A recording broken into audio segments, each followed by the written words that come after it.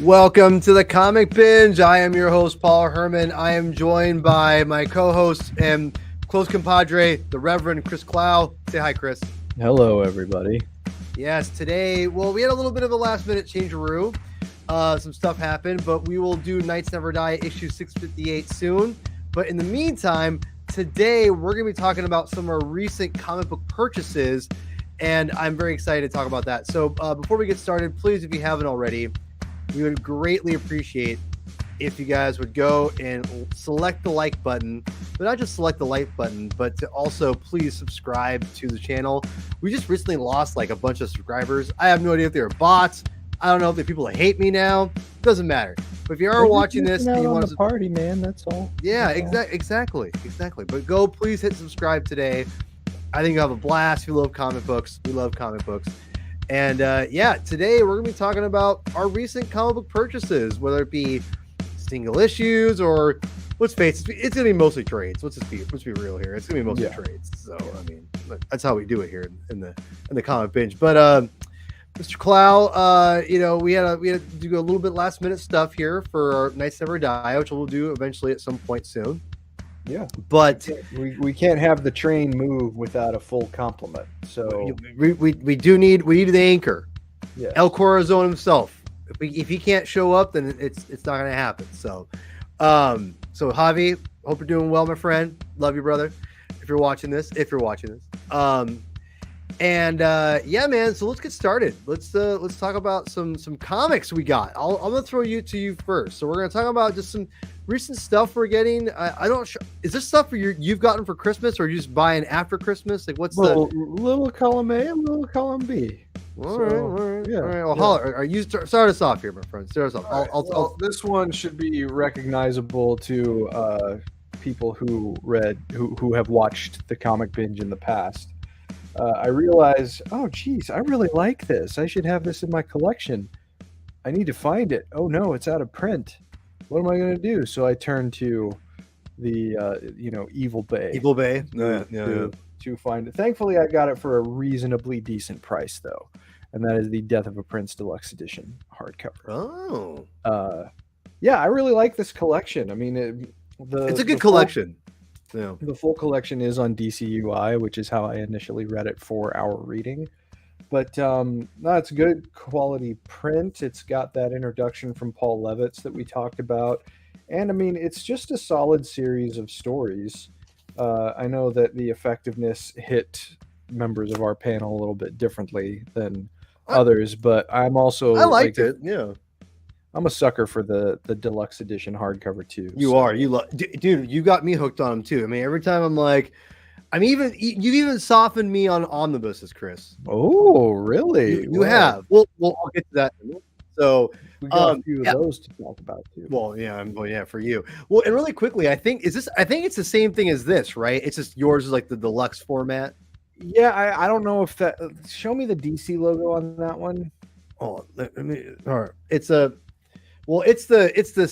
one. It's the spin. Okay, so this is a newer edition. See, it's got the post rebirth. Well, I know, but the same issues though. But I believe it's the same actual content. Yes, but yeah, I mean, the oversized format does a lot of favors, especially for the issues drawn by Jim Aparo and Mike Grell. So that's the thing that sold me on it. By the way, also I was reading Detective Comics, which is, by the way, Chef's Kiss, Ram V, love you. Which Pete doesn't like. So Pete, kiss my ass. Anyway, I love you, Pete. No, but like he gives Jim Aparo a shout out. Jim is driving on a highway, and he tells him that I won't spoil it, but he tells someone in the car with him that they're going to a Aparo Road or something like that. I was like, Ram knows where his bread's buttered. I'll just say that. So, but yeah, so this is definitely, we read this, again, go check out the episode for the Comic Binge, the Aquaman episode. It was a lot of fun. You liked it so much. You read it digitally. You bought the deluxe version. I did. Yeah. That's part of it, honestly, and this is a character flaw. Part of it was panic because this was out of print. Yep. I thought I saw this at a shop that was not too far from here. So I actually called them first to see if they had it, and they didn't. They had a different one, a different Aquaman 70s deluxe edition hardcover, but not this one. So I panicked a little bit to make sure that I could get it before it got crazy, because it doesn't matter what it is, it's gonna get crazy. Like the prices are gonna go out of control on an out of print book, especially an out of print deluxe edition for kind of an important story. So that's why I bought. I found this on for like under $20. It was like, I think I got it for like 16, $15, and it was something that I was like, yeah, it's crazy because every trade is going to be out of print at one point. But at one point, people, yeah, but people act just like we're going to be out of print at some point. Right? Don't say that. Anyway, but the weird thing is like people think there's value in this. I'm like, there's no monetary value. Like, you know what I mean? Like, it shouldn't increase because it's older, in my opinion. Like, well, I mean, you've seen it too with some of the trades that you bought. I mean, for some reason, you have collected editions that totally outstrip like individual issues in terms of value, right? And why? It's just people want what they want, I guess. I don't know. I mean, how long did you hunt for the Black Case book before you got a hold of it? And that place where I got it from is RIP. Oh, is it really? I didn't know that. Damn. Yeah, wow.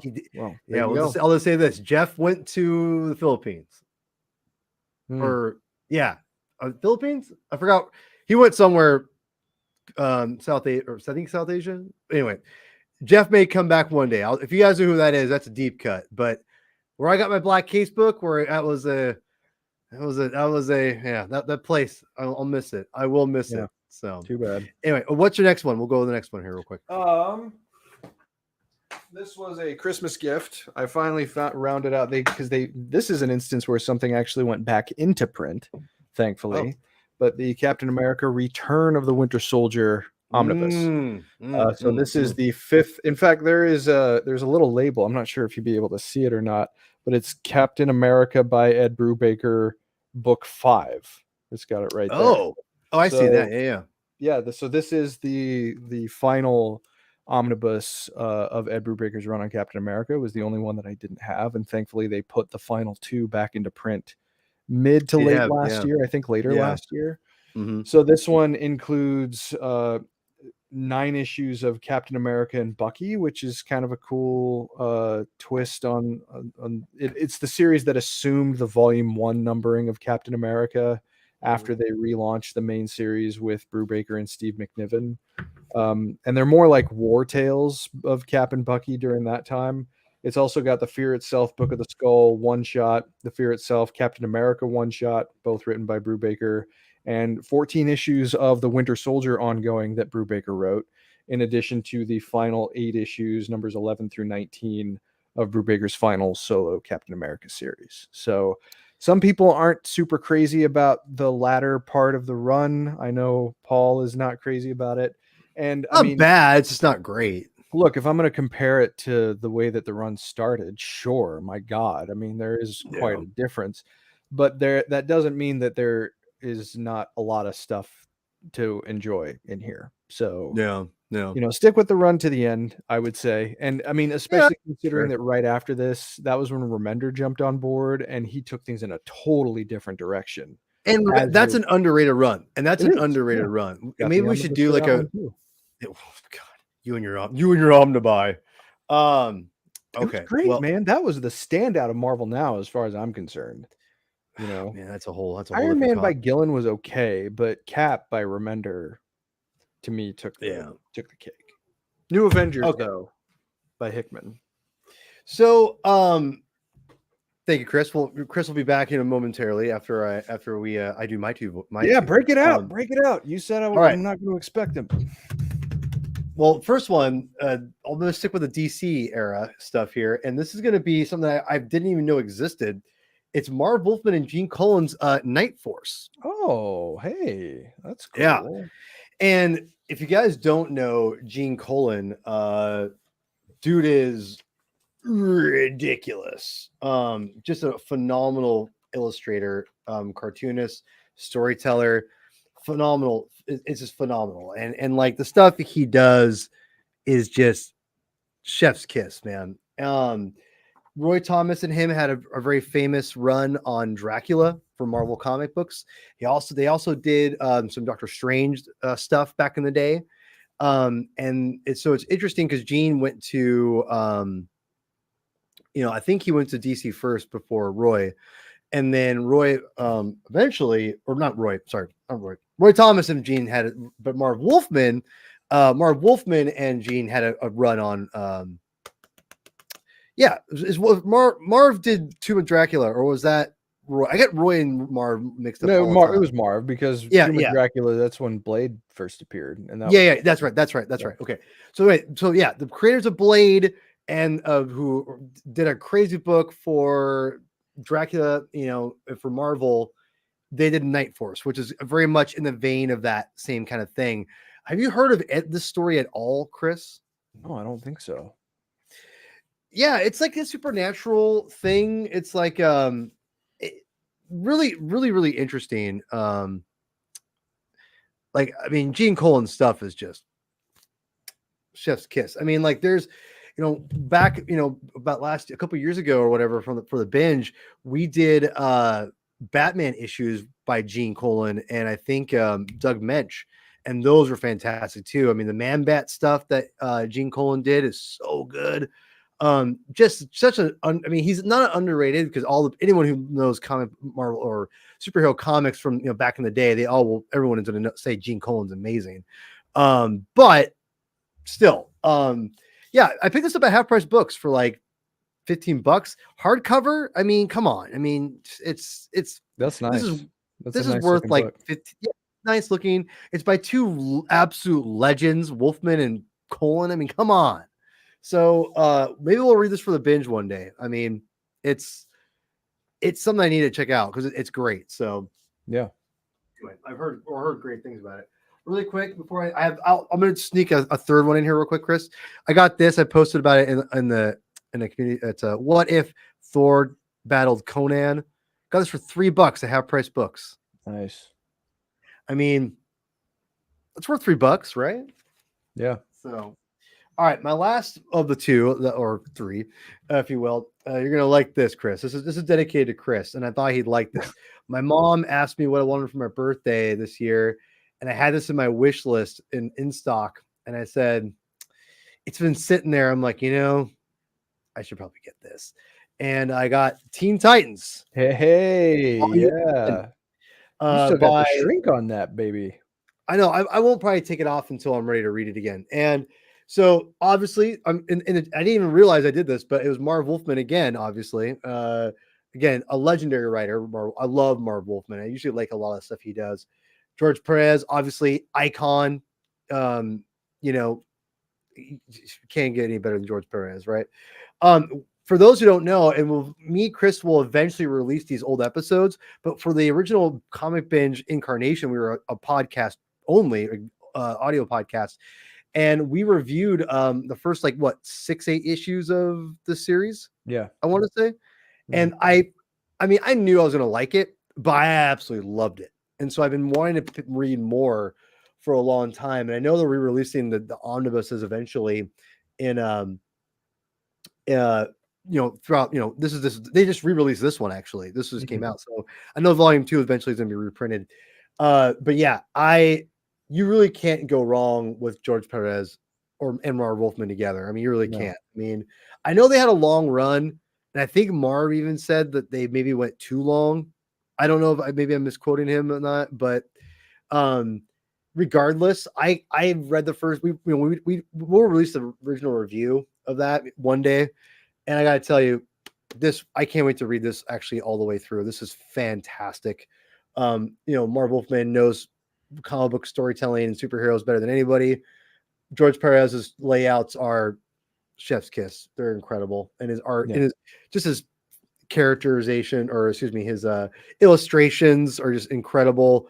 This is the comic book medium at its finest, in my opinion. So I can't wait to dig even more into this. And Chris, I thought you'd like this. Omnibus people, non-epic and omnibus. So Chris, it is your turn. It is a little bit of a thinner omnibus, which kind of surprises me. Which I like. This is and this feels like what they're doing more. I'm gonna go back to myself real quick here. I will say the omnibuses that I have been purchasing recently, Chris, because I have the Miracle Man omnibus. I've got some Star Wars omnibus, the Knights of the Old Republic. They're about this size, and for those who don't know, I am not a fan of omnibuses because I think they usually go too big. Because I have like the Amazing Spider-Man omnibus, which is like a dictionary, and it's just unruly to read. You just need a stand for it. That's all. You need the right. I'm not reading a comic on a stand. I'm not doing that. It's called table. You put it on a gooseneck and you can have it right up your face if you want. It's perfect. I'm just saying this is big, but this is a reasonable size for an omnibus. It is reasonable, but the downside of that is that you're going to get less of the run and you'll have to buy more. But what's the cover price on that? Well, this is 100 bones, but that's also inflation. That's a little thin for $100 though. I mean, but if you know what you're doing, like me, you go to InStock. I'm not even being paid by InStock. InStock, pay me for God's sakes. Give me a discount. Seriously, I love InStock. God, I shouldn't say that, but I do. All right, go ahead. This next one of mine was also a Christmas gift. And it is the Green Lantern Corps by Peter J. Tomasi and Patrick Gleason, Omnibus Volume 1. I've got all of the John's Green Lantern Omnibuy volumes, and Green Lantern Corps was very much like it was a great companion book because obviously in Rebirth, that's when Hal Jordan came back, and it's also when the Corps started to be reassembled at the end of that issue, or at the end of that series. You had Guy Gardner back in a Green Lantern ring, and you had Kyle, who was really pushing forward to get everybody back together. You had John, and they were really like the last vestiges of the Corps. And then, you bring Guy back in. Kilowog showed up at the end of Rebirth again, so that really tees up the rebirth of the Corps. And so that's where this series comes in. These are the core characters that were primarily featured in most of the issues. So Kilowog is obviously a big part of it. He's the drill sergeant. He brings everybody up to speed. Guy Gardner, also a really big part of it. Saronic Natu became a pretty big character over the course of this series, and there were some very interesting revelations about her as the series went on. Isamot Cole was another big Green Lantern character in this, and you see these three kings on the back. And so this series, or this omnibus, collects Green Lantern Corps Recharge, which was the series that actually brought the Corps back to a semblance of fuller strength. And roughly the first 35 issues of the Green Lantern Corps ongoing. And it also collects the entirety of the Sinestro Corps War in here. And it's pretty much everything up until, Blackest Night. Or right up to the edge of Blackest Night, I think. And really great companion to the John's Green Lantern series. And Tomasi has such a great command of the ensemble. And Patrick Gleason's artwork is gorgeous. I'm thrilled that more people are starting to see Patrick Gleason's work now that he's at Marvel, and he did some prominent work on Spider-Man recently. But yes, I love the guy since he was drawing Aquaman in the early 2000s. And this gave me more of a reason to keep up with his regular output. And of course, Tomasi and Gleason became a powerhouse creative team on their own on Batman and Robin and Superman later on. So very highly recommended. This whole era of Green Lantern really is just phenomenal from beginning to end. People feel differently about different events, but I love it. So I had to have it. I want to comment about this by Justin about Devil's Reign. That is... For those who don't know, that's becoming way more of a prominent story for the MCU, which we may be doing an episode on in a few months. So we may be covering Devil's Reign in a few months. So Chris, just keep your eyes out on that. Have you finished Echo yet? No. Okay. We'll talk. All right. All right. Yeah, you're up. You're up still. Go ahead. The next one. Still? Well, I got two more. I know. Are we doing 5? Are we doing 2 and 2? And then we were, but that one was really big, and I talked a lot about it. Okay. It's all good. It's all good. All right. So yeah, I got also obviously whenever Rob shows up, I gotta go Rob here.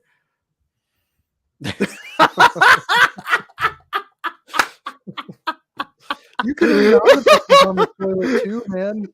It's totally doable. You just have to be mindful. That's all. I fucking love Rob so much. He's not wrong. He's not wrong. No, he's Double got your copies, number. variants, sketch covers. He's got your number. Rob has my number. There's no doubt. There's not a lot of people that leave me speechless. It makes me just laugh and go, okay, Rob. It's Rob. Rob's one of them. Rob knows it. He knows. Here's the problem with Rob. Rob's been around too many people like me, so he knows exactly how I think. So anyway, Rob, stick around. F it. I'll do it now. Rob, I hope you're still here. If you are, you're gonna love this. I think this is blast from the past. So I went to Half Price Books the other day, and I picked up a couple things. The Conan comic, and then I picked up 2 trades. One, I think I'll talk about both of them eventually, but this first one I was like, I gotta get it, not because it's good necessarily, but because it's kind of like a time capsule from the 90s. And when I say time capsule from the 90s, I really mean the time capsule. I picked up, and I'm not sure if it's it's not a print, but I'm not sure if it's like a commodity, but I picked up Gen 13's original miniseries. Okay. And now, if Rob, if you're watching, I'm very curious what you think about this. For those who don't know, Gen 13 was the Jim Lee and Brandon Chow, they were best friends growing up. They did Wildcats together. Obviously, when Jim Lee went to Image, he created Rob. Wait, hold on, Rob. You like Gen 13? Okay, we're gonna do Chris Bocciolo again. I mispronounce everyone's names, but we may have to do this one because that'll be interesting. Anyway, Gen 13 written by Brandon Chow, co-created by Brandon Chow and Jim Lee. Jim Lee, obviously big name in comics, X-Men, Batman, head of one of the big heads of DC Comics now. This is part of Wildstorm, which this would turn into Wildstorm eventually. Yeah, this is a big deal because and Rob, if you're in the chat, again, holler at me if this is wrong. I want to say Generation X is a response to this, or was this at the same time? The Marvel comic book, but there's a big thing on like younger characters, and this was like the first one that kind of broke out there. And I would say this was probably Image's first kind of hit post while the main crew of Image creators, and it had been out for a number of years. This is the first major hit. I mean, this was like everyone was talking about Gen 13 and trying to buy up all the miniseries and stuff. And I remember all these characters somewhat well. I had one issue. I had the last issue from it that I bought for whatever reason. And I got to tell you, I started looking through it thinking like, just look through this comic book, I'll get to the artist in a second. Do you know who's in this book? Like what prominent Image characters in this book? I mean, it's Pitt. Dale Keown's Pitt is in like 60% of this book. Pitt. And I'm just like, oh, it's so awkward because for those who don't know, all the Image creators that left Marvel, who went to Image, they want to do a connected universe like Marvel and DC, so that everyone was like guest starring and being tied in their origins. And David Keown's Pitt's a whole different thing, but he's in this story a lot. Like I think from issue 2 to 4, he's in, and I'm prominently. Did Gen 13 show up in Image United? Probably, I'd imagine. I never read it, so yeah. Sure. Interesting. Okay. Interesting. So it sounds like, according to Rob, which that actually tracks. I kind of vaguely remember that this was a they kind of came out at the same time, and there was like a weird fight about our generation teams first. Yeah, so we're gonna read this for the binge one day. But the artist is J. Scott Campbell, was, those who don't know, is a very prominent cover artist. But he drew all this book. I think he did anyway. He did most of it. Yeah, it's. I showed my wife this. I'm like, this is a old 90s comic. And she goes, look at her boobs. That's the first thing she said. She's like, oh my God, look at her boobs. I was like, it's fair. It's fair. This is Time Capsule. So anyway, Time Capsule. Definitely. All right. Do you want to go or want me to do one more? So I'll let you kind of. You do one more. All right. See, but see here, and Rob, I agree with you because I like the Bedrock one in Savage Dragon is great. I love that one. This one seems a little bit more forced just from the outset. Haven't read it yet, so we'll see. Let's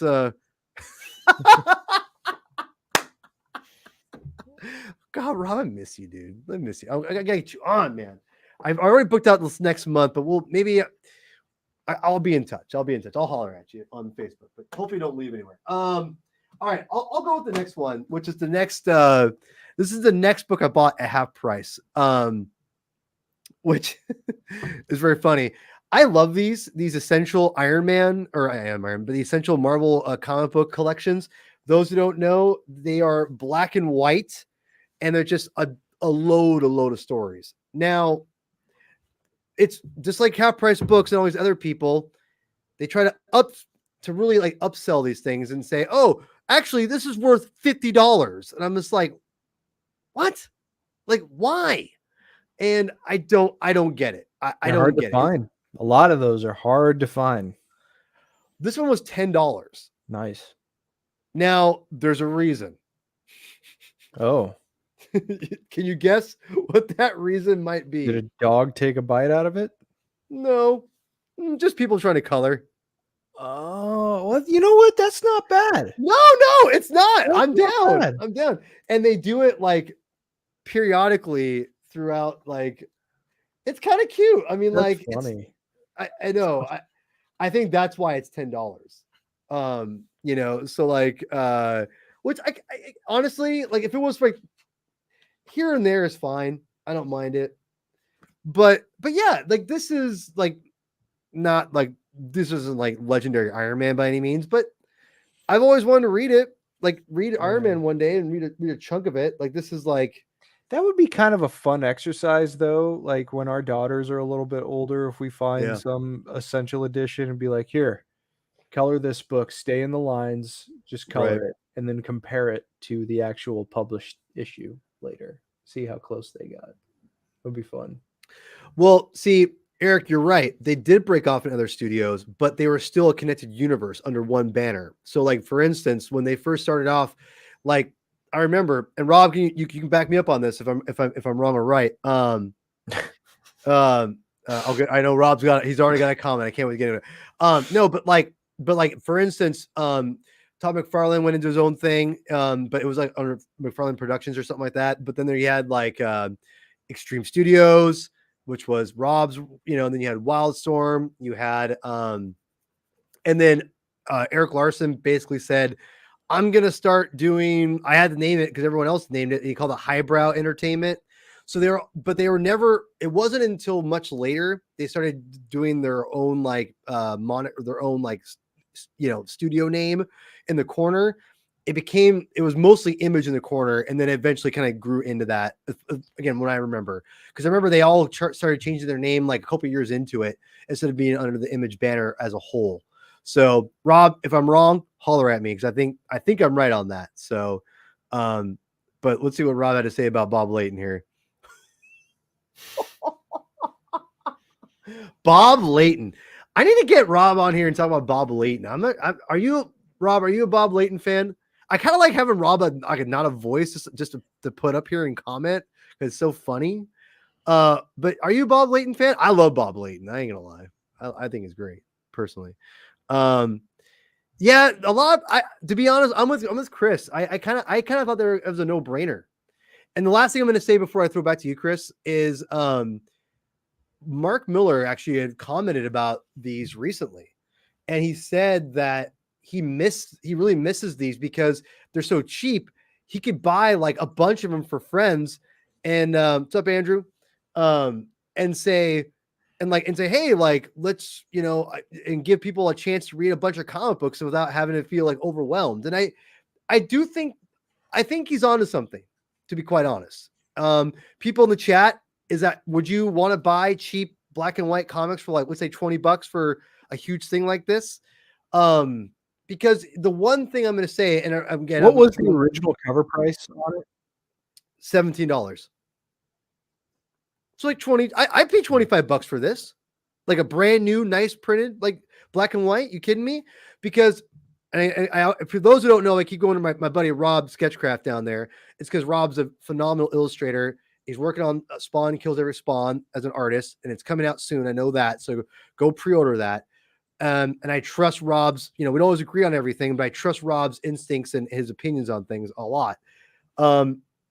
I would say that this is the closest thing you're going to get to the line art, then than the actual, like, pencils themselves.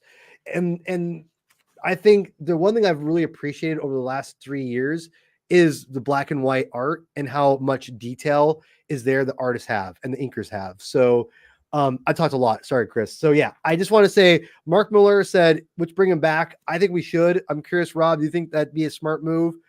Do you like these versions? I love them. They're cool. So I'll let people comment. And Chris, you are up.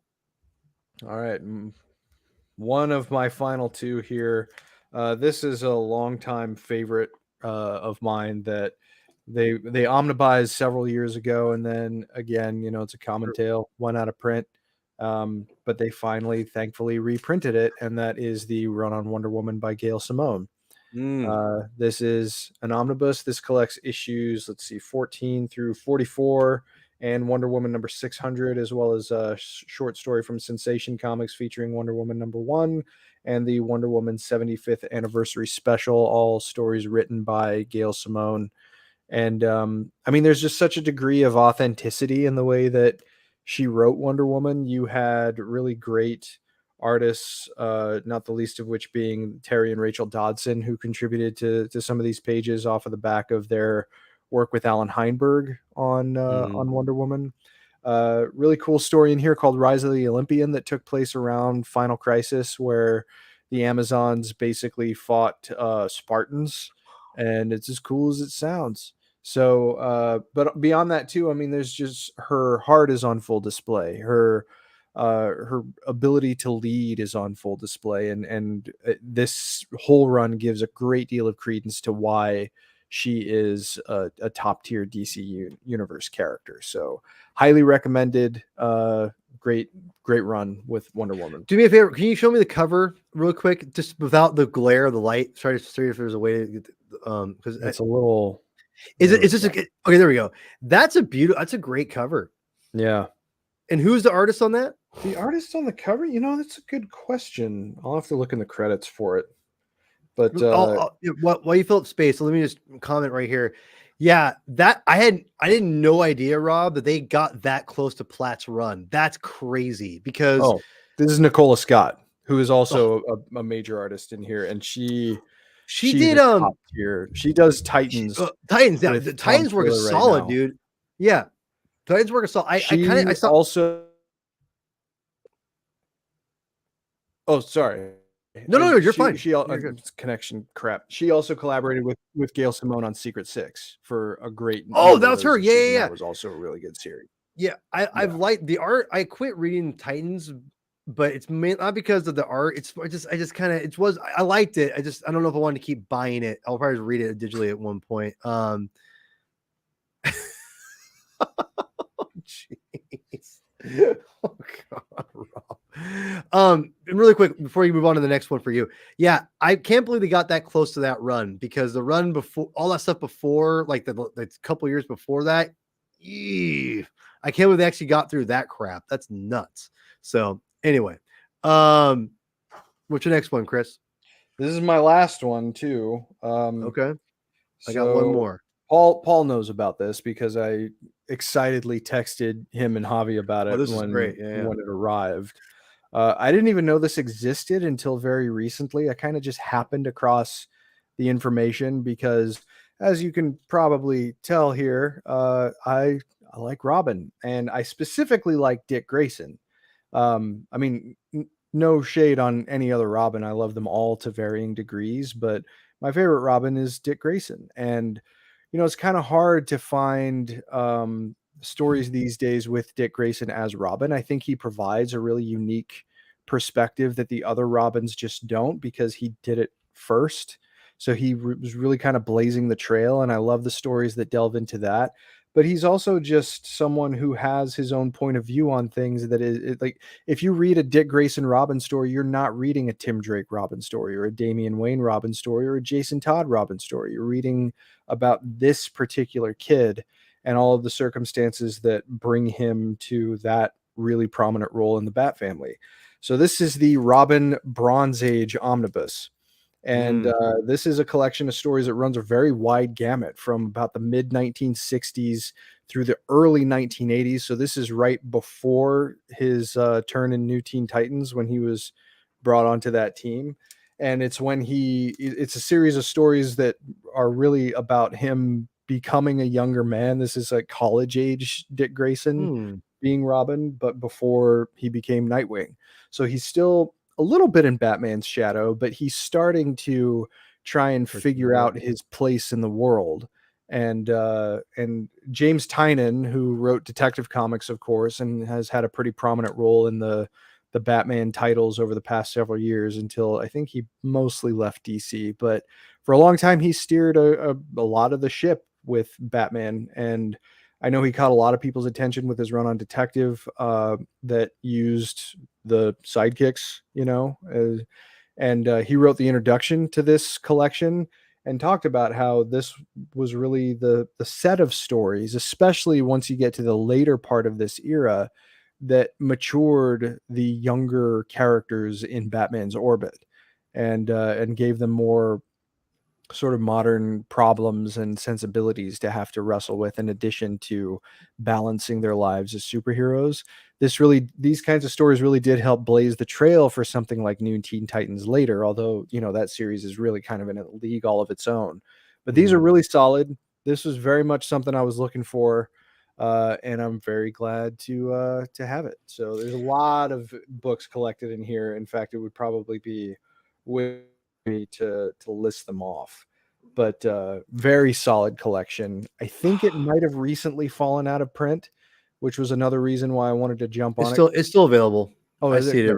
Yeah, because it's on in stock anyway still. Oh, okay, that's good. Well, that's why I've been looking at it. I'm like, I don't know if I need this or not. I don't know. Well, you can thumb through mine to figure out if you need it. Well, I know.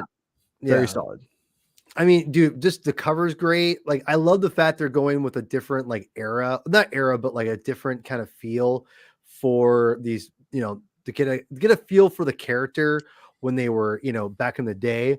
Oh yeah. I mean, let's be real. I mean, Tim Drake's, if you're in your 30s, early mid 30s to 40s, you probably, and you read DC Comics or read comics a lot as a kid, Tim Drake's probably going to be your Robin. Probably. Yeah, but Tim also couldn't be that guy if Dick wasn't there to help him out. I know that. I'm not arguing that point, but look, I love Tim Drake. Tim Drake is one of the best characters in Gotham City, in my estimation. But I don't know. I think that a little, because Tim Drake looms so large in people's minds, I feel like it's a little too easy to forget Dick Grayson as Robin. And if you go back and you read some of those stories, like the Gauntlet, for instance, right? Yeah, Gauntlet's great. Great book. There's such a like pioneering quality that Dick Grayson has as Robin that I don't think you get with other Robins, because for sure, by the time Tim came into the fold, it's reasonably well-trodden territory. Dick Grayson had to establish the rules of what Robin was, especially in relation to Batman. And there's a reason why Dick was chosen as the first Robin, because as modern stories have certainly contextualized, he's the one who brought such a counterbalancing light to the darkness of Batman.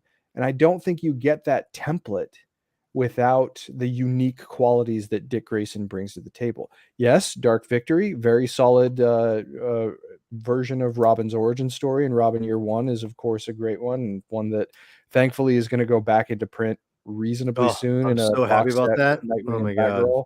Yeah, I can't That wait. Batgirl one's so good. But also, So good. on an earlier episode of the binge, we talked about the 3-issue prestige format limited series by Jeff Lemire, Robin and Batman.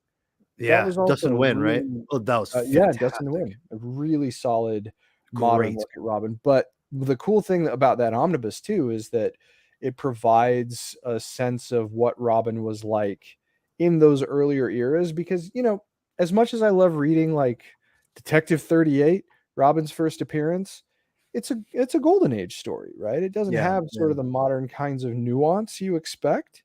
And when you get into the Bronze Age, when they're It's starting to develop that greater sense of consciousness, it really does feel a little bit more modern, maybe closer to our sensibilities today. it's more timeless, I would say. Yeah, In I my think that's fair. I think if you read the golden and silver age, it's not they don't age super well. The Bronze Age, even to now, and I read a lot of Bronze Age stuff. And for those who don't know, the Bronze Age is like the 70s era. Um, Basically, the yeah, death of Gwen Stacy brought the yeah, Bronze yeah, Age into yeah. existence. Yeah. The what's interesting is that I feel like even though they're dated, they still have a modern, like you said, sensibility to them that they aren't as cheesy and ridiculous. There's a sense of seriousness to them. Once you get past like the preposterousness of some of the plotting and the way Yeah, that exactly. dialogue was Yeah, written in those days, there's a lot of really powerful like emotionality in those stories that I think gets absolutely. overlooked. And what does that bring to the table when you have a younger guy who is the the direct partner of a character like Batman, who himself went through something of a reformation in the Bronze Age? Robin was the character who was closest to him as he was going through that. And when the writers started applying some of that same kind of critical eye toward the development of Dick Grayson, those are the kinds of events and the stories featured in that omnibus basically helped lead to Nightwing. Yeah, And Nightwing's reputation today is unimpeachable. And there's a good reason yeah, yeah, exactly. his history I is got Robin. And it's so fun to read him during that time. Yeah, and so I have one more, and this one was actually inspired by our good friend Ryan. Don't call him Lauer. He texted me out of the blue and was like, "Hey, have you read this?" And I was like, "Nah, man, I've been meaning to get it for a while, but just been, And he's like, "Oh, yeah, it's nuts, man. You gotta check it out." And this is something that I know I already own because of my wife. Can I give you context? And I went and bought it on Amazon for like $15 in a nice like version, and that would be Art Spiegelman's Mouse. Hey, all right. Now, this is some would consider to be a comic book masterpiece, and maybe I might need to cover that for maybe we can finagle something with Lauer, his tight schedule. We can maybe make something work. But I've been wanting to read this for a long. I have not read it yet, and I didn't. My wife had like a couple of different versions. She had like when she was a teacher, she had a student version that like could get torn up and beat up, and I have that version, and it's torn to shreds. She has another one, but only she has the first one. But regardless, this is a two volume set, and I got this for under $20 on Amazon. And it comes with I think like a special edition print in here too. So if you are wanting to pick this up, and you can get them kind of cheaper, like used and whatnot, but like honestly, for about if you spent like it's half off on Amazon, so it's like 17 bucks. I got it for 17-ish bucks. Spend 17 bucks, get a nice like protected like case with a thing. I mean, this is worth $17. Let me tell you. Even if you saved like $10 buying them used, whatever, right? This is what you got to do. So obviously, if you don't know the story of Mouse, it's ultra depressing World War II parallel. Obviously, this is a masterpiece, and I think they even like at one point some schools like banned this comic, which is crazy. but yeah, this is I know this is the importance of this from the comic book medium. I should definitely review it for the comic binge. I feel a little irresponsible if we haven't. Maybe that's what we'll do this year. Maybe they can get Joe or something like that, and some other people. Maybe Rob. Rob, are you a fan of this? If you're watching, Rob, I'm not sure if you like Mouse. Maybe you don't. Maybe you feel passionate about it. I don't know. If you do, just get you on about it. But yeah, Mouse, $17. I couldn't pass that up. So yeah, that's and for those who don't know, me and Chris are always constantly buying crap. So like, we'll probably have episodes like this for when we need them. I've got another Absolute Edition in the mail right now, and I've got another a thing of in stock trade stuff. I'm waiting for them to finally put together to send to me. So, which I know I'll be buying more stuff next week because a new Star Wars epic comes out. So I will be buying that next week. So I think this is worth touching on because I think this is an interesting question. And thank you for asking. Andrew, so thank you, sir. The thing that's weird about this consideration is that it doesn't seem like anyway, there's a consensus about what constitutes the age after the Bronze Age. Most people call it the modern age, and that it's been taking place since 1985. An alternative name for it is the Dark Age, which some people think means that it's been ushered in basically by Watchmen and Dark Knight Returns in particular. But here's the thing, too, that I find just weird. 1985 was almost 40 years ago. So we're up to 39 years now in 2024. The Bronze Age of comics is largely considered to be 1970 to 1985. The Silver Age, 1956 to 1970. That's 15 years, 14 years. And then the Golden Age is 1938 to 1956, which was 18 years. So the modern / dark age has apparently been going on for 40 years. That sounds preposterous to me. I feel like there's got to be a way to split the difference. But has there really been no like definitive work in the medium between, I don't know, let's say 2000 to 2005 and now that would separate the ages? Maybe not. It's hard to say, but it seems like the quote unquote modern age is pretty long in the tooth to be modern. Dark Age maybe would be more appropriate, at least in my opinion, like 1985 to about 2005 or 6. But even then, what separates the modern age or the Dark Age from current books? Well, and to put a more confusion on that too, as someone who watches, even though I don't really collect key issues, I watch a lot of these shows that talk about them, and because what they do is they try to put these things in categories so they can say like, oh, this is a Bronze Age era book, and this is what I invest in this, or so these people try to create these subgenres so they can try to put these books like from the 80s and the 90s into some kind of context. And the one I've been hearing a little bit is Copper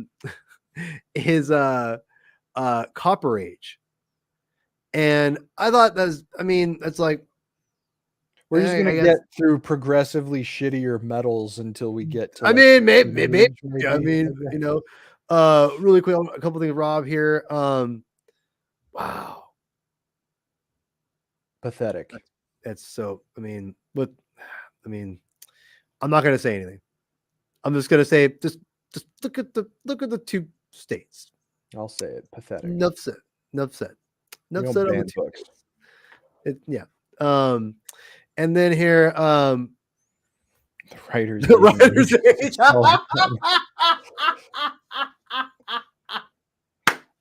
That is something that happened. Something for Batman. No, I'm laughing because it's true. I mean, because like any kind of genre of any kind, like when you're talking about art for the capital A, we're talking like music, whatever. There's always that, like, for instance, let me put it in perspective. You had the late 80s was the hair metal age, right? Where you had like, anyway, I don't want to talk about that. You had hair metal, and that was like popular from like what, like the 85-ish, 6 to about early 90s, right before grunge. So it probably had about almost under a decade of prominence. Whatever. And that was just grunge morphed out of punk. Well, we're right, but grunge also was a response to Yeah. Reagan era and so you know what I'm saying, like and what's popular at the time. So you have like and it morphed from punk, right? Like again, you're absolutely correct. So it came as a reaction to that music from the time, and also from this underground music at the time, because there's lots of great underground music in the 80s. So I say all that because in comics is the same thing. So you had so you have a very stark contrast from hair metal to grunge, but went from ultra, hey, we're having a good time, watching girls and watch me dad, what's up? You had from that to like Nirvana talking about how pissed off you are. So then, and vice, whatever, et cetera, et cetera. You go to apply that to comic books, look at the Image age, which I think Rob was saying, about the writer's age that he talks about. Because what happened in the 90s was artists were the prominent selling of comics, which I think still is probably the case. It should always be the case, but they became the ones that were driving like sales. Where as far as like people didn't care about the stories, they wanted to have like a hot looking female on the cover, as we probably. There you go. And, yeah. I mean, let me show you the first issue of Gen 13. The first cover. Probably can't see it very well, but right there, that's the cover. Okay, that's issue 1. People were more concerned about, this is kind of modern, it's still the same problem too, but you have covers, driving sales, but like, scantily clad women, you have Lady Death, Vampirella. All these things were all over the 90s, man. And I agree. The dudes were rocking, they were rocking the broad shoulders, and I get it. But I don't know. The thing that bothers me about this the most, though, is that Switchblade too. If you track the beginning of each purported age, like there are very clearly identifiable milestones. Golden Age is Superman. Superman was the birth of the medium as we understand it today. And Marvel was Silver Age. Fantastic Four, Spider-Man. Fantastic Four, Barry Allen. Like the showcase number 4 is largely considered to be the key issue that kicked the Silver Age off. But that was that was 56.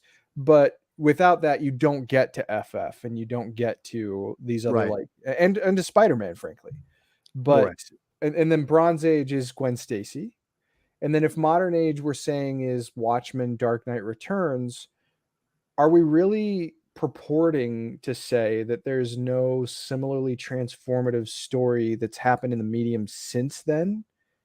Are these all derivations on Watchmen and DKR? Or is there something? Because, you could say... This is a brilliant conversation, by the way. This is awesome. I would personally throw Crisis in there. Just because of how it leveled up that kind of collective line-wide comic book storytelling. But, if I'm forced to try and think about a story that could serve as a turning point, I don't think it gets enough credit. In fact, maybe I'm a little biased because I recently revisited it on an episode of Digging for Kryptonite with Anthony Desiato that went up. New Frontier by Darwin Cook. Rob's got this. Is that I was saying the same thing, Rob. 100%. Sure, yeah, but by that metric too, like what is the clear standout? Is it Civil War? Because I don't think Civil War rises to the artistic pedigree to define the beginning or end of an age. New Frontier for me is a book that certainly does, but I don't know how widespread love for that story is. I know that I love it to death and I love it immensely, and I see the potential for its transformative effect on the medium going forward after that. But I don't know if that's necessarily something that could get behind the birth of a new age in comics. And Andrew, I would probably agree with that too. I think All-Star Superman is certainly at that level, but I don't know if that necessarily qualifies either as this turning point, because All-Star Superman is a highly regarded story, but it's not one of these stories that's reprinted ad nauseum like a book like Watchmen or DKR is. So what do we have? I honestly don't know. I personally think Rob's onto something as far as like the writer's age, because like I was going to say when I want to finish my point earlier, the writers after Image came in and made the splash they did, and everyone was making these different high art say high art, like lots of art was driving everything. The artists were the show and everything. There was the response to that eventually, which became the writers, right? Like Joe Quesada brought in Brian Bendis and things like that. Grant Morrison, again, like Grant Morrison's already a name, but like I feel like even in the 90s, he became even more prominent in the 2000s after he did X-Men, after doing these critically acclaimed books, right? He started doing these other things too. So it felt like obviously you had, after in 2000s, you had Joss Whedon come in and make, always Brian Bendis, Brubaker. So it feels like the eras to me, like, again, Ultimate. I was just going to say Ultimate too, because you have Bendis, Mark Miller, the Ultimate line, all that early 2000s. I would also say it's a writer's era, like what Rob is saying. I think it's actually accurate, to be quite honest. And I don't disagree with any of that. It's more of a thematic concept as opposed to identifying a milestone story, because even something as highly regarded as Ultimate Spider-Man, like, it's good, but I mean, is it DKR good? And this is all very subjective, and there's a lot of truth to the idea of ages being created by collectors and sellers, but there is also an important role to serve in defining the different ages for scholastic purpose. People who study the medium, they need to be able to identify these different eras. And now if we're talking about a modern or dark age that is 40 years on, that does a disservice to studying the medium too. Like, we need to find, and maybe, maybe it's not to be found in superhero storytelling. That's totally fair if that's the case. Well, which I think everyone's kind of onto something here, because I think here's the thing: we can't look to it as all just like Rob had a great point about how the ages were characterized because of speculators and for collectors like that. But I think it's kind of it's morphed in its own era. It kind of represents the medium, because obviously superhero comics were basically the medium for forever. It's finally branched out from there over the years finally. But I digress. I think the thing is interesting to think about. I don't think we can think of it as like storylines anymore, because it's become a lot more broad. So I think what we have, and like, I think everyone's thinking like again, like you had Eric talk about the independent age, Rob talk about the writer's age. I think there's some truth there that we're going to find some commonality, where I think the 80s, the post Bronze Age era is something completely different. I wouldn't call it dark age, but I don't know if you can, because here's what I would say: is Ultimate Spider-Man going to be equally regarded as a piece of art as Watchmen? Hell no. But is it as important for what it did to the medium of superhero comic books? It might be actually equal if you think about the importance of bringing that Spider-Man character in and reinforcing the fact that he represents a younger generation, and how, you see what I'm saying? Like, there is, I mean, but part of the problem, go ahead. Part of the problem is that the reason that there are specific stories that serve as signposts for different ages is because they serve as like core illustrative examples of what the storytelling was able to achieve, right? So when we look at Dark Knight Returns and Watchmen, I mean, it is a wholesale departure from the kinds of comic book stories that were being told before that point. Same thing when you take a step back to the death of Gwen Stacy. That changed the medium, and it changed the boundaries for what comic book storytelling could do. You go back to the Silver Age, that's what Barry Allen and the Fantastic Four did. And then you go back to the Golden Age, I mean, it was Superman, right? So is there a signpost story? I would almost be more predisposed to saying something like The Walking Dead, which around 2003. But even The Walking Dead is a derivation of a cinematic genre, right? You don't have Walking Dead without George A. Romero. Right. But you also don't have Walking Dead in the black and white without what Rob is saying, a great point here about black and white comic books, and that was in the 80s. And I think Eric and Rob are almost like they're kind of close in what I think they're closer together than they realize. I think Eric, you're talking about more the 90s era is the independent age. I would actually say that you're right, but it actually transcends earlier to what Rob's saying in the 80s. So if the Bronze Age goes to 70s, I would say from that point on, there was a bigger example of black and white independent comic books, and Saga I is would a contender, I no, think.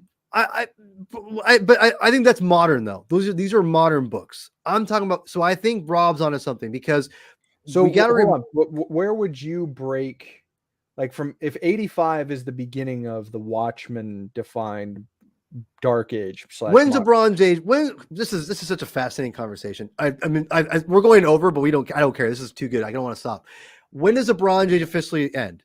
Do we have an idea? 84, 83, 84. Okay, all right. So I think, because I'm with Rob, I think, and I'm going to try to get everyone's comments here. Chris, I'm going to spew. Go ahead, throw up Rob's comments. He's putting TMNT. Like, I 1000% agree, but not just TMT. You have, Love and Rockets, other independent comic books that are out there.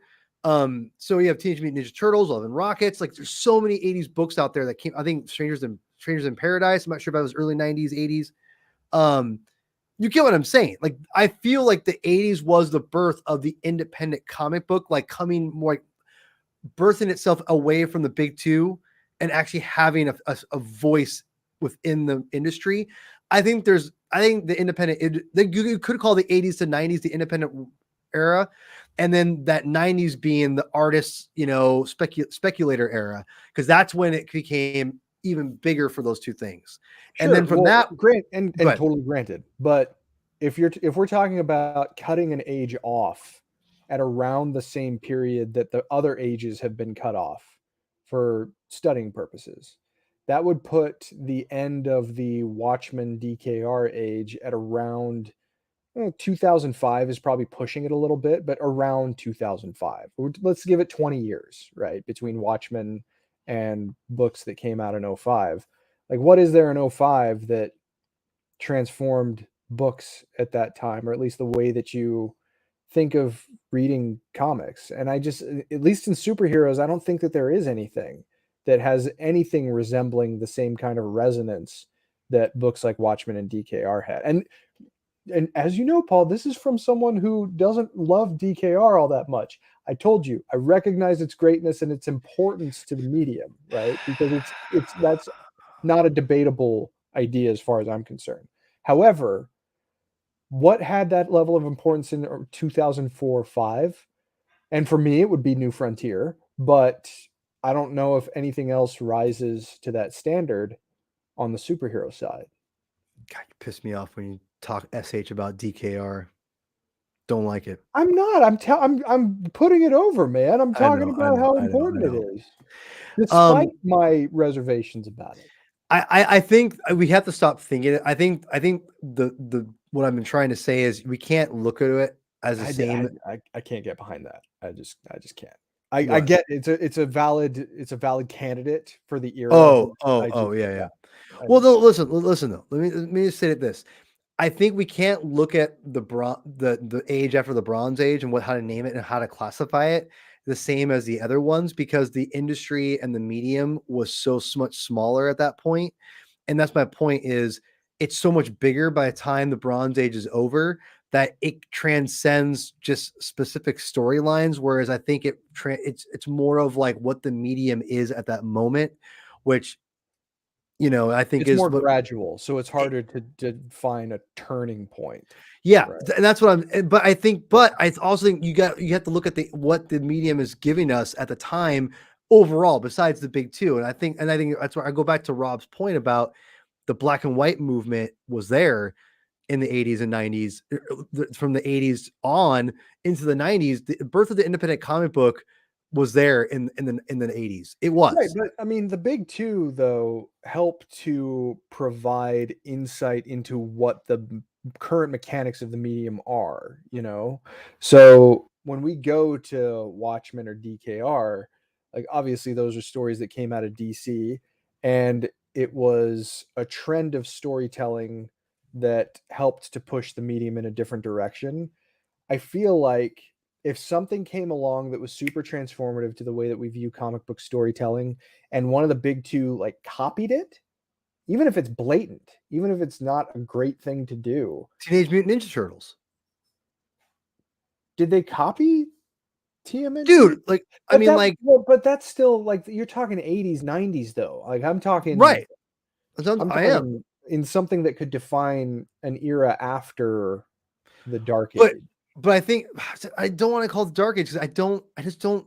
I Well, mean, but calling it the modern age seems redundant because no, I agree. That's what I'm saying. I think it should be there should be like the black and I think there should be the birth, like, you know, we can't the thing is we just can't have a catchy, like, fun, like, cool term to call it an age. Well, no, but that's a semantic discussion, and that's a very that's valid what I'm saying. discussion Right. But I mean, figuring out what to call it is different from How you assessing identify whether it, or not right? significant books have come Sure. along to create a new age. And I don't know if there have been any as significant as what we saw from Watchmen, from DKR, from Crisis, since then, that changed the way that we see comic book storytelling, you know. Okay, I'm gonna throw my hat into this and we'll wrap up. And this has been a phenomenal conversation. This is the stuff I live for, as you know. Thank you, Chris. Andrew, for asking questions. No, Andrew did a good job, man. But this is wow. Here's what I'm gonna say. I'm personally gonna refer after the Bronze Age, the birth of the birth of the independent comic book, because I do feel like comics became a lot more accessible to make and to be marketed. Because think about this too. Think about the Tick, 80s.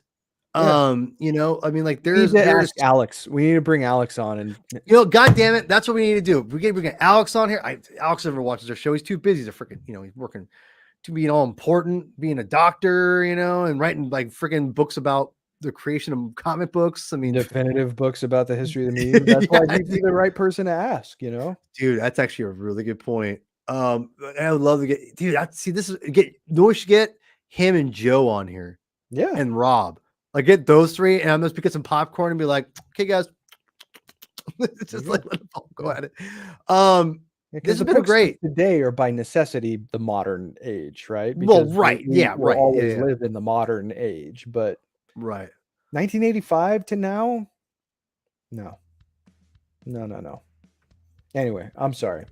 No, this is fantastic. This is what people pay us to see. No one effing pays us, but here's the thing. They paying you? Because I haven't got it. They ain't paying me. You'd know more than me probably at this point. But no, this has been a fantastic conversation. I would love to have more of these. You know, I mean, the reason the comic binge exists is because we want people to get involved in the comic books, and I feel like discussions like this can be fun. They can get a little too in the weeds sometimes. I don't want to exclude from other people and having fun with this, but I do feel like this is a good for those who don't know, want to get more into comic books and discover it. I think this is it's always good to know the history, and I think this is an important history in some regards, because the one thing I'll say is thank you, Eric. It means a lot, honestly. I would say that the important thing about comic books is knowing the history, and there's so many great things in the 80s that we need to read. And I think Love and Rockets is one of them. I know another person I wish I could get in on this would be for the love of comic books, Angshuman. And that dude is a G, and that time difference is so hard. He's a busy man, but for the love of comics, those who don't watch, his is one of my favorite channels. He's fantastic. Love that guy. He's not even in superhero comics, really. He just loves comics. So he'd have a whole different perspective on this. We'll make it happen. I'll get him on. I gotta reach out to him again. But everyone who's commented, super appreciate it. Seriously, it means a lot to us. If you've made it this far, which again, if you have, you're a baller. But please subscribe if you haven't. It means a lot to us to do. We got next week. We're gonna have a kind of a double whammy. I've been really slacking on planning lately, but it's kind of fallen into some fun stuff. I'll announce it here. We're gonna do a little bit of a Suicide Squad episode for next week with Chris Clow and me, maybe some other people, who knows. But we're gonna do a little bit of the game, right, Chris? You're gonna bring the game in, and we're gonna talk about some comic books to read. What maybe while you're playing the game, after you turn the game off, you need to like get wrapped in more. we'll give you some comic books to read and where to go. So you get working. I already know what I'm going to talk about, which whatever, but I know you have some probably opinions on that too, and you'll give a little bit of opinion about the game as well, obviously. Sure. And then later on in the week, we're going to come back to Star Wars. Marveling Star Wars comes back. We're going to be talking about Valance, the original appearances of our favorite Star Wars cyborg that's not named Darth Vader. So that is going to be really fun. Yes, both episodes, Eric. Hope you like Star Wars, Marvel Star Wars comics from the 80s, because that's what we're going to be talking about. So, Chris, when is Comics on Count? Will next week's be a Comics on Consoles, basically? What do you think? So just because Comics on Consoles needs to include like gameplay footage and make That's those fair. kinds of comparisons. We can't do that. I mean, we couldn't bring that on for the. I mean, couldn't do that. I'll fiddle around with the tech stack. I'll see what I can do. But Fiddle about. If you don't know that song, you know what I'm doing. I probably shouldn't even joke about that. Sorry. But we are planning. So Comics on Consoles will be coming back to this channel, and the first thing that we're going to be doing is a live stream commentary playthrough of Batman Arkham Asylum, because there is a lot of really solid like Easter eggs and development information and inspirations that game takes from long-standing Batman mythology. So that'll be fun to get into the groove for. So Nights Never Die was supposed to be tonight, but we had to delay it. So we are going to we'll be back with it, I would imagine, sometime in the next few weeks. We want to make sure that we have all the members of the team on board. Yeah, we gotta wait. We gotta wait for Javi. He might be busy for a little bit. So right. Yeah. So right now we are still in Act 1, and we're going to be in Act 1 for a while, because Act 1 goes through the end of Final Crisis. But we have the acts all planned out. So the next one that we talk about is going to be Batman number 658, which is the conclusion of the first arc on the main Batman title under the auspicious presence of Grant Morrison. And then after that, actually, Nights Never Die is going to go off into a slight side tangent by covering Arkham Asylum, A Serious House on Serious Earth, because it's kind of an important informing work to elements of the Joker that are explored later in the run. And Paul had never read Arkham Asylum, so we are going to fix that, because he's going. Oh, that's the original Vertigo story. It's like he did. Paul's got almost 40 years of nightmares to catch up on that story has given me. I have it. I bought it at Jeff's. We'll just call Excellent. it Jeff's. Very good. Remember that? Were you there when I bought it? I think you were there. I might have been. I think you were. I think you were there. Maybe I was. But in any event, a lot of good things to look forward to. And be sure to check out next week when we talk about Suicide Squad Kill the Justice League.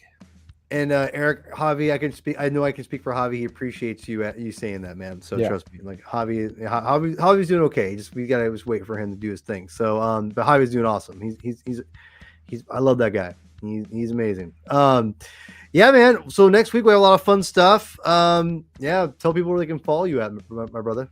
At Chris Clow on virtually most platforms. You can probably find me there. Say hello. Check out the newest episode of Digging for Kryptonite with Anthony Desiato, where we break down DC The New Frontier, which is celebrating its 20th anniversary this year. Can I admit something? What you're going to admit is probably fine, because it means you're going to read it soon. So yeah. I haven't. I own it. Got it at Jeff's. That's being serious too. Let's do it, man. That's a. I know. I do. Listen, especially as a Watchmen fan and a superhero fan. I know. You'll eat it up. I'm not admonishing you. I'm just saying you'll eat it up. I know you don't. You'll admonish me. I get it. No, we will. I mean, the one thing about the binge this year, I want to get to more popular stuff, or stuff that's more prominent, because people will seek it out, but I need to read a lot of this stuff. I haven't read it. For those who don't know, I haven't read everything. You're just going to be sad when you finish it, because it's going to be fantastic, and you're going to realize that we can't get any more. Well, yeah. Anyway, so please subscribe to the channel, The Comic Binge. Go follow us on Twitter, Instagram. It's all on there. Man, next week's gonna be tough. Next week's gonna be a lot of fun. Suicide Squad, got Star Wars. It's gonna be cray. Yeah. All right, Chris, why don't you lead us out, my friend?